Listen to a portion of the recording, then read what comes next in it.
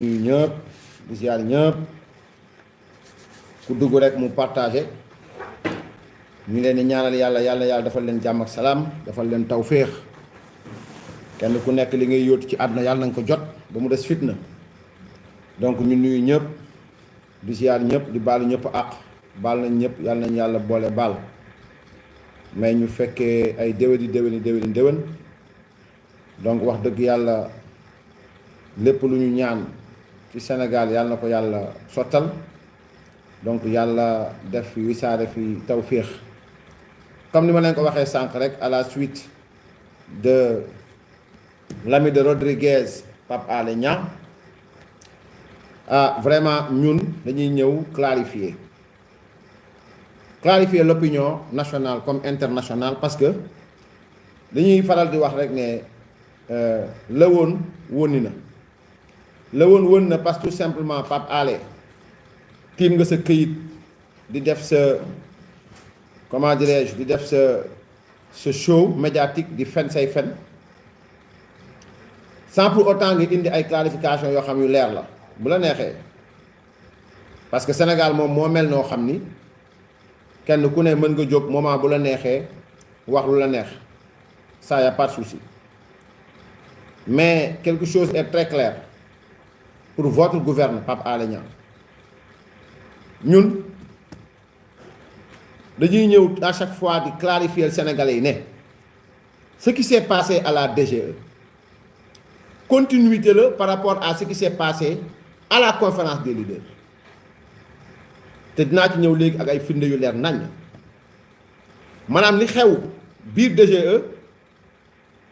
ci diggante Déthié Fall ak ñoom Saliou Sarr et consorts n'est que la continuité de ce qui s'est passé à la dernière réunion tenue par la conférence des leaders ce vendredi, le dernier vendredi suivant votre dépôt de liste, réunion convoquée à 11h38 par Déthié Fall lui-même. dinaa ñëw léegi ci problème yi nga xam moom moo fa amoon donc ce qui s'est passé te ma bëgg ngeen bàyyil ma xel loolu live du gudd parce que damay clarifier Sénégalais yëpp xam li may wax parce que tey du ma yem ci junju mais damay yegg ci mbir yi. Pape Alé Sénégal c'est pas un homosexuel de catégorie exceptionnelle góor boo xamante ni day joxe boppam ay góor ni moom di ko tëddee moo mën taxaw Sénégal yàq deru Macky Sall. Pape Alé il faut nga xam loolu waxoon naa la ko c'est pas un certain ami de Rodriguez mu ñàkkale teggin ci biir restaurant ci biir hôtel nga daw topp ci ginnaaw mu ñàkkale teggin gàcceel la. c'est pas ces gens de personnes qui viendront ici dialogue président Macky Sall dañ koy yàq mënoo ko c'est impossible parce que réew mi nii yow nii Ndiaga Seck amu leen droit à la parole parce que vous êtes des individus yoo xamante ni du ngeen repère du ngeen référence quand quelqu'un góor bu ne léegi am njabar di topp ci ginnaaw Rodriguez tukki dem Belgique à la suite fameux mariage góor jigéen ñi fële ca Mbaaw nga ñëw bàyyi kooku parce que newtu fi nga topp ci ginnaaw Atoumane Ndiaye qui est de Kër Massar c'est pas seen genre yi ñoo ñëw bëgg taxaw nañu yàq président Macky Sall mënoo leen ko réew mi gis nga li ngeen lu ñuti lu ne pour xam ko nit a ngi nekk à côté xam ko toog jàpp selfam jàpp njàmburam mais toujours dañ noo yarul nag yar boo xam ni dañu ne topp ci ñàkk kersa gi mais yàq nga ko bi nga xam ni nee nga da ngay def commando suicide pour le silence pour que tu sois un écho du silence complice de Ousmane Sonko et de Khalifa Sall les deux seuls guignols dans cette farce yoo xam ne kenn déggu leen ñu wax donc tey dama bëgg Sénégalais yi jàpp ne Pape Alé Niang dafa ñëw tey en tant que góoru wat bang góoru yambaat ñëw nekk lëkkoo ay mënumu góor ni moom ñoo xamante ni mbir am na kenn ki nekk tête de liste kenn ki nekk benn jouru babi ci biir game bi ñooñu la Pape Alé jël seen kàddu tey taxaw di wax mais tey pire mooy Pape Alé mission bi mu am tey mooy mu sacrifier Khalifa Sall au nom de Ousmane Sonko bien entendu sacrifier Khalifa Sall au nom de Ousmane Sonko tey ci mission boobu la le Pape Alé nekkoon et nous l'avons compris mais pour ma wax Sénégalais yi ne leen ni li may wax du lu ma for wala lu may kii seen nit seen biir moo ma ko jox et lorsque Ousmane Sonko mi ngi rocci seen leader boobu ci biir groupe WhatsApp bi waa ji lu mu wax nous avons commis l'erreur d'avoir fait confiance à un ancien pensionnaire de Rebeuss, un voleur de mine et de riz. Ousmane Sonko rocc ko waa ji dafa ne ci biir seen groupe WhatsApp conférence de leader ne ñun ñoo def musiba ñoo def erreur biñ jëlee suñu kàddu jox ko koo xam ni ancien pensionnaire Rebeuss nga maanaam ku def Rebeuss ba bàyyi ak koo xamante sàcckat dugub nga ak ceeb kooku bu ñu ko waxee Sénégal ñëpp xam nañ ko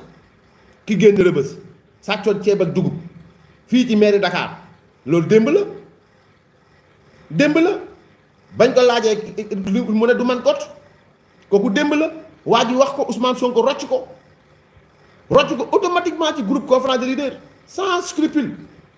Où est la démocratie benn ñaareel bi mooy mais Pape Alé fallait dire aux Sénégalais que dernière réunion bi nga xam ni moom ci la ñuy ñëpp taxaw ñu ne dañuy jébbal Khalifa seen kàddu Déthié Fall moo convoqué réunion bi il a convoqué la réunion ay 11h et quelques ba mu convoqué réunion bi mais le leader de Bës Du Ñakk Serigne Mansour Djamil a eu des échanges ak Déthié Fall da ko wax carrément que mais Déthié ci ne bu ngeen di convoqué réunion mais da leen sóoraale ni ñun on n'a pas que ça à faire bu fekkee ne c'est urgent na ngeen ñu wax ne c'est urgent ñu mën a bàyyi yenn mbir yi mën a ñëw mais doo convoqué réunion rek taxaw ne convoqué naa rek li may wax nii su ma ci paree di ngeen xam ndax ki may informé seen biir la nekk wala newul seen biir parce que je vais venir dans les détails près pour Sénégalais yi mën a xam qu'est-ce qui s'est passé mooy li xew mooy prolongement la ci li xew seen biir yéen ba yegg ci biir DGE pour vous dire que Macky Sall bi ngeen di jéem a tuumaal ak di jéem a wëralërër donc loolu Déthié Fall sëñ Mansour Djamil da ko ne Déthié a convoqué la réunion le dernier vendredi avant votre dépôt ba mu convoqué Mansour Djamil ne ko booy convoqué ti da ngay def mention urgent pour ñu mën a xam ban genre réunion la ñuy dem parce que nous n'avons pas que ça à faire Déthié Fall a répondu que ni nous n'avons rien à apprendre de vous de toi sax la ko wax man maay sulaal nii mu ne ko certes amuloo loo jàng ci man mais am naa sañ-sañu ne la booy convoqué réunion di ma convoqué man je n'ai pas que ça à faire da nga ci boole xam nga lan la si Déthié Fall teg wax ko sëñ Mansour Sy tu es décevant n'aurait pas été l'intervention de Habib Sy moo def intervention wax leen nañu bàyyi les propos aigres-doux parce que ay kilifa lañu voilà la réponse bi nga xam ni moom la Déthié Fall fournir ki nga xamante ni moom mooy Serigne Mansour Djamil ci li nga xamante ni mais sëñ bi am na droit nga convoquer réunion mu wax la ne heure bi nga convoquer réunion ça ne me convient pas ndax y a urgence ou bien y a pas urgence mais voilà la réponse que Déthié Fall a fournie à Serigne Mansour Sy Djamil dans cette réunion et pour vous dire je vais plus loin durant cette réunion Dame Mbodj a eu des problèmes avec Clédor Sène Dame mi ngi ñëw ci benn 4x4 benn Ford Explorer la Dame indi réunion bi Ford Explorer la fa indi ba mu ñëwee ci réunion bi mais fa la fekk Clédor ñu buuxante am fa Ousmane Sonko ci boppam moo leen ne vous deux vous ne pouvez pas représenter la même entité yéen ñaar ñëpp ngeen ne fi Dame takk maskam toog ci biir il n'a pas voulu entrer en conflit avec Clédor dafa noppi Ousmane Sonko a réglé le problème pour lui Clédor génn dem ñibbi le problème a débuté de là-bas maintenant il fallait quand même aller déposer les listes à la DGE parce que on était sous le coup li nga xamante ni moom mooy forclos fallait d'abord régler votre problème de wàllu yeewi wàllu régler votre fameux plan Déthié Fall ou bien plan de destruction et de nu mu tudd sax voilà donc il fallait régler ce problème là Déthié est allé à la DGE accompagné de votre Saliou Sarr votre Thiam ñoom Bassirou Diomaye et tout le monde vous avez été à la DGE ngeen déposé maintenant j'aimerais vous poser une question ci li nga xam ni yéen seen biir la bàyyeekoo man nag sama yoon new ci damay wax nii rek yàlla ma tiim xam ne sama yoon new ci damay wax nii rek donc après bu fekkee du noonu après ngeen wax ko seen gars yi mais en tout cas xam naa ni li ngeen déposé bu fekkee li ngeen déposé foofu ki nga xam ni moo nekk seen tête de liste xaaral ma taal lumière bi parce que sama bët yi souvent du neex xaaral ma taal lumière bi voilà dangay wax xam nga tête de liste bi ñëpp xam nañ ko tête de liste bi ñëpp xam nañ ko ka ca topp ñëpp xam nañ ko mais ñi mujj ñi pour vous dire que ñi mujj ñi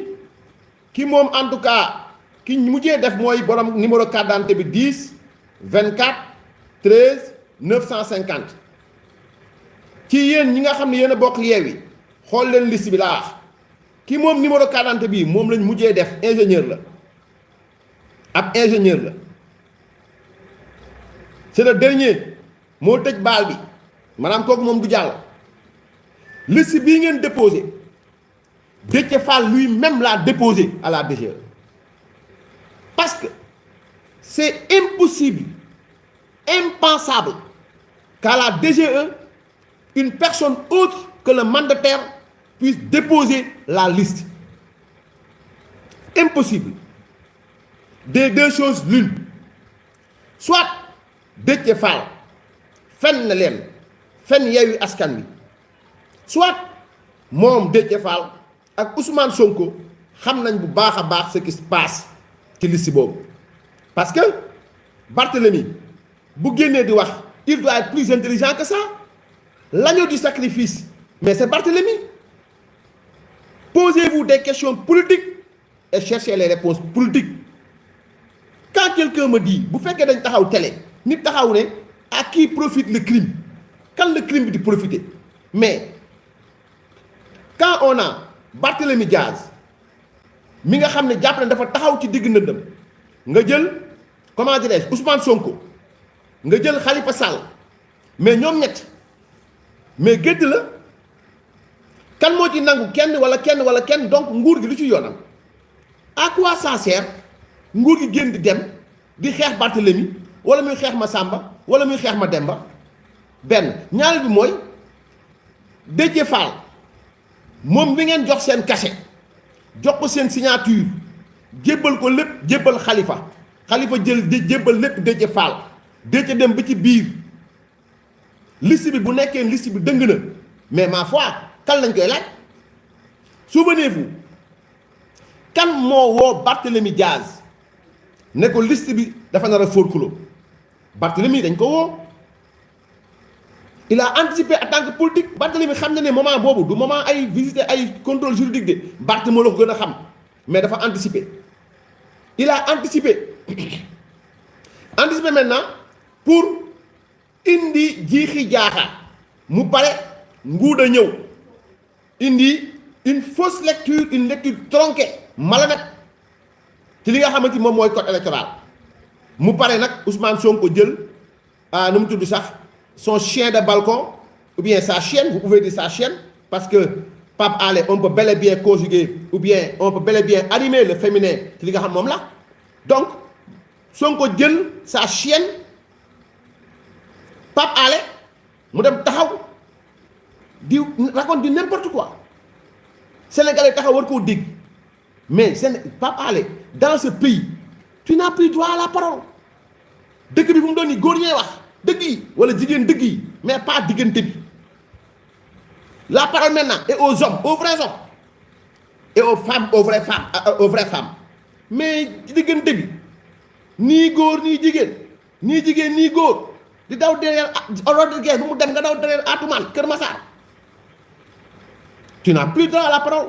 mais li rôle bi ngay jouer au fait c'est votre rôle mooy rôle dàggasante rôle lu xastante rôle donc loolu lii dafa gàccewu donc pour me récapituler parce que là bëgg mu gudd parce que j'ai voulu tout simplement ma tontu Pape Alé Niang ma ne ko ñi la yónni wax leen ni lors de la dernière réunion bi ngeen tenir ce dernier vendredi avant votre dépôt réunion bi ngeen jël Khalifa di ko jébbal lépp réunion bi Déthié Fall di wax Serigne Mansour Sy ne ko tu es décevant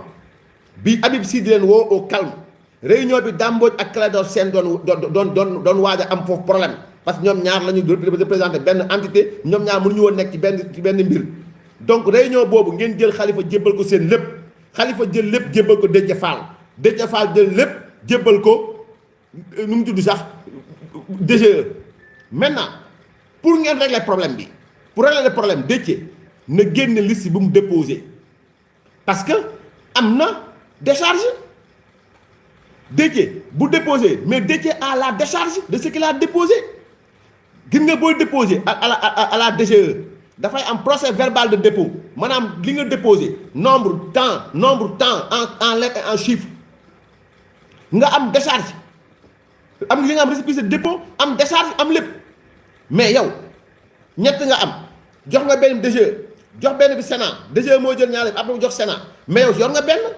mais bi nga yor génne ko coow li ne coow li jeex mais quand on est irresponsable quand on veut ameuter la jeunesse génn leen ci ay coow on appelle un Pape Alé une chienne de balcon moom la ñuy woo mu ñëw taxaw maintenant nag léegi gis nga ni ko Pape Alé defee woon ci mars 2021 génn brouiller piste yi lire un faux rapport noonu la nekk def présentement tout ce qui les intéresse mooy génn xale yi ci mbedd mi taal fitna loolu la ñuy def fu mu toll nii parce que amatuñ luñ accroché wu donc man loolu laa wax ni balaa ma doon tëdd dinaa ko wax à l'attention de Pape Alé Niang ne ko Pape Alé non seulement dans ce pays tu n'as plus droit à la parole parce que parole bi si dëkk bi fii soit góor lañ koy jox bu ne léegi mat góor wala ñu jox ko jigéen pas d'homme intermédiaire pas de nu mu tudd sax yaayu milieu wala bàjjenu milieu wala koo xam ne da ngay daw topp ginnaaw un certain Rodriguez kooku mariage homosexuel am fële mbaaw mu fàq dem bitim réew tu n'as plus là où chercher tes plaisirs contre nature nga dem fële dem fi nga xamante ni moom mooy dëkk bi ñoo duñ ko yor ñoo duñ fi wax ils n'ont pas droit à la parole dem Kër Massar dàqanteeg un certain Atoumane Ndiaye dinaa ñëw say message ak sa lépp Sénégal xam yaay kan et ce qui te lie à Ousmane Sonko ba mu naree plongé nga génn nga rey sa bopp rien qu'une bande de sodomiseurs et de sodomisés ñoom ñoo bëgg taxaw ci penc mi fii bëgg occuper l'espace public di naxaate di fenn mais la chose elle est simple elle est claire xam mooy lan Pape Alé ce que tu devais dire aux Sénégalais xam mooy lan mooy réunion nañu jël na suñu kàddu jox nañ ko Déthié Fall Déthié war nañu moo Khalifa Sall ak Ousmane Sonko parce que Ousmane Sonko bu dee ku wax mu retiré la si groupe am lu muy nëbb ñoom ñoo nekkoon au devant au mois 2021 ñoo nekkoon au devant yor kaddu Yewwi Askan Wi ñoo doon dem fépp ñooy wax mais tey problème am na mais Khalifa Sall lu muy xaar pour génn wax Ousmane Sonko lu muy xaar pour génn wax yow waxaane woo ku wax nga génne ko groupe parce que tout simplement y a quelque chose que vous cachez ce que vous cachez maintenant mais les Sénégalais le sauront parce que quand Pape Alé Niang ne fi naan ay DGE waa ji nee na commissaire central def naa fi ay homme def na ay waxi naka sa xandang waxi góor jigéen dëggantaan njaay wax yu amul bopp amul genn à t'entendre parler boo paree on sait nettement que tu n'es ni homme ni femme tu n'es même pas au milieu tu es un indigne dans cette société là donc tey waxoon naa leen démb ak bërki démb ne leen lii woon wóni na c'est-à-dire que ni le président de la République wax leen lu leen neex def leen lu leen neex mais cette république là vous allez nous foutre la paix mais ñu jàmm ak salaam dëkk bi nekk si jàmm ak salaam vous n'allez pas mettre ce pays en feu et en flamme pour vos désirs ñii désir charnel ñii désir de Gomorrhe ou de Sodomie ou de Sodome désir contre nature ñii nekk ay escrocs ñëw taxaw fii mais Sénégal ñoo ko def une coalition où le maire de la ville moo fa nekk ñu ne lan nga mu ne day wuji appel lan criminel ak kan Ousmane Sonko ñu war dem wuy tribunal pour lan viol ak kan Khalifa Sall war dem wuy ji moom tamit ñu baal la dañ la baal sax pour lan sàcc ceeb ak dugub ak kan Clédor lu mu fi def crime ray magistrat ak kan Guy Marius jàpp doomu jaam di ëmbal ak kan ñoom Karim Xurum Xaax ak ñoom Damboj ñii ñoo bëgg téye Sénégal en otage et les Sénégalais doivent l'accepter ñii depuis lors escroquerie la ñuy def escroquerie bi njëkk mooy l'escroquerie Yewwi Askan Wi escroquerie bi njëkk mooy escroquerie Yewwi Askan Wi c'est le mooy première escroquerie bi Sénégal accepté ba ñu xëy nekk ay maire ñi nekk ay nangam sangam ils veulent continuer cette même escroquerie là ba mooy ban escroquerie taxaw def sa lu la neex bind sa liste bu la neex forclos respecté au parité bi mu leer la leer yàlla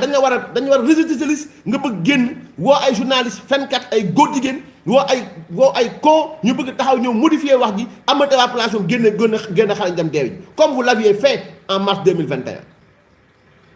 loolu la ñu wax moo fi jeex bu ngeen waxee 10 heures pile 10 heures demi ñu génn dites tout ce que vous voulez racontez tous les bobards fomentez tous les mensonges nous serons là inchallah di wax di leen romb mënu leen ci ñun tous parce que trop c'est trop les gens laissent trop faire dans ce pays là les gens ne donnent plus de respect ci ay commissaires ay policiers ay nangam ils sont en train de désacraliser l'institution maanaam les institutions de ce pays et tout le monde se tait dans un pays koo xamante ni yow yaa ngi wa dem wuy tribunal kenn waxagu la dara yow tu nga nekk taxaw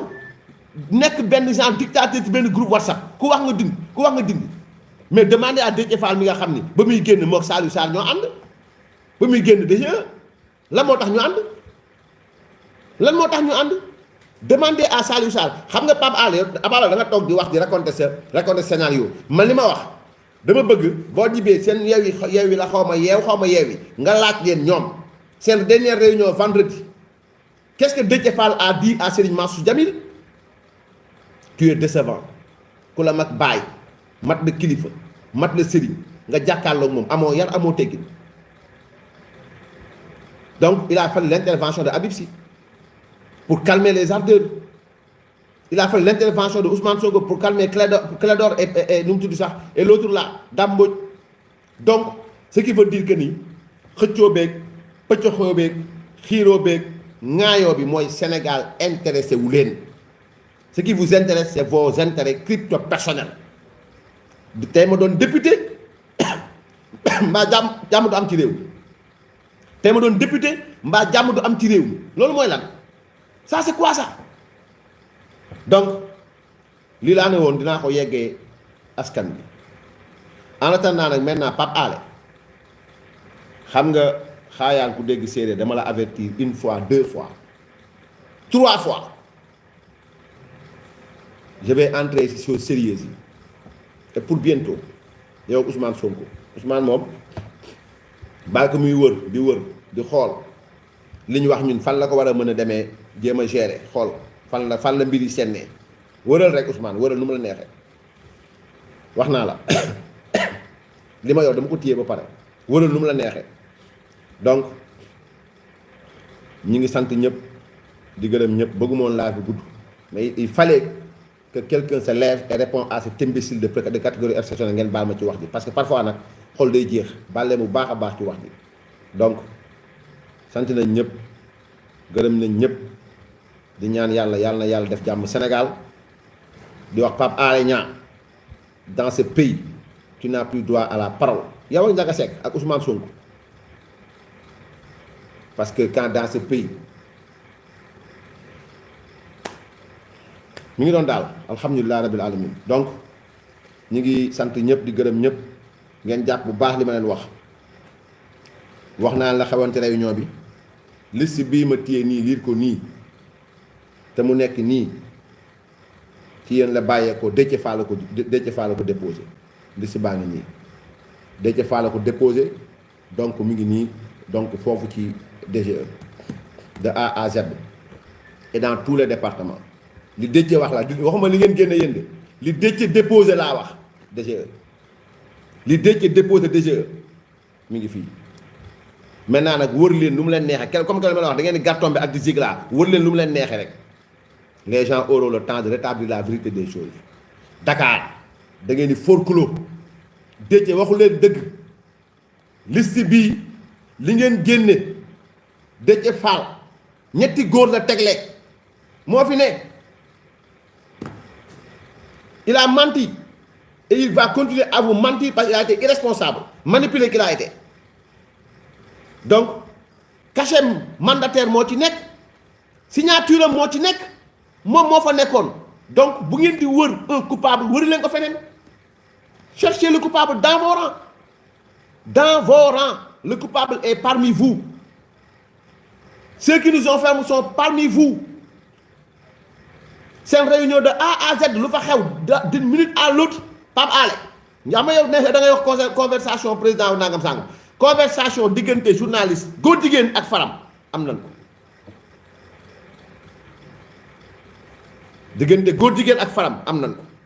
Bañ a nekk góor rek ba ma jóg ci yow. Donc sant nañ ñëpp gërëm nañ ñëpp yàlla yàlla def jàmm ak salaam. Je voulais pas dépasser 30 minutes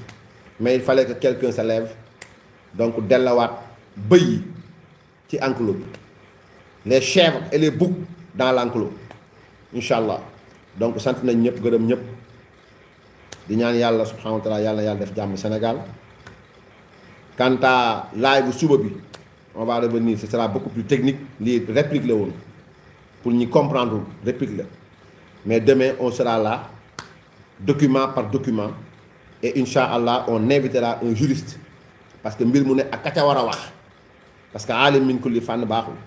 mbir mu nekk ak ka ca war a wax daañ teg décret yi teg arrêté yi teg décision de justice yi technicien de droit wax ci waxuma ngudda buum nag wala docteur bi ne woon démb TFM docteur xanaa docteur Mousse. Donc nuyu nañ ñëpp sant nañ ñëpp yàlla def jàmm Sénégal def fi tawféex def fi naataange président Macky Sall yàlla na ko yàlla may fan wu gudd may ko jàmm may ko salaam may ko wér ak wérle parce que de sa santé de sa vie ci la njëriñu Sénégal dépendre ak jàmmi Sénégal. Donc yéen ñi war a jàkkaarloo ñun tamit yàlla na jàmm yàlla na yàlla defal leen jàmm may leen wér ak wérle ak tal ak fekke parce que la bataille sera rude duñ leen may dara fu ngeen teg tànk Babacar Mbuub foo teg tànk fenn balaa ngoon jot teg fa tànk wax dëgg. Parce que nag gis nañ ne commencé waat nga jub élection jub na tàmbali waat nga sa programme mais nag bii yoon dama bëgg xamal Babacar Mboum ne ko benn responsable daf ay góor jigéen wër Ousmane Sonko la. Je le dis live laa ko wax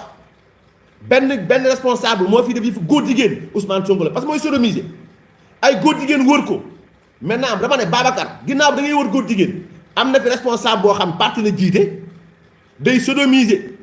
Ay góor jigéen tamit wër ko donc booy wër góor jigéen demal foofu faut pas venir nous tympaniser ak programme ay góor jigéen ak góor jigéen nii demal nga wëri góor jigéen biir Pastef voilà donc sant nañ ñëpp gërëm ñëpp yàlla def jàmm ak salaam Sénégal defal ñu tawféex defal ñu naataange wasalaamu aleykum wa rahmatullahi taala wa barakaatuhu.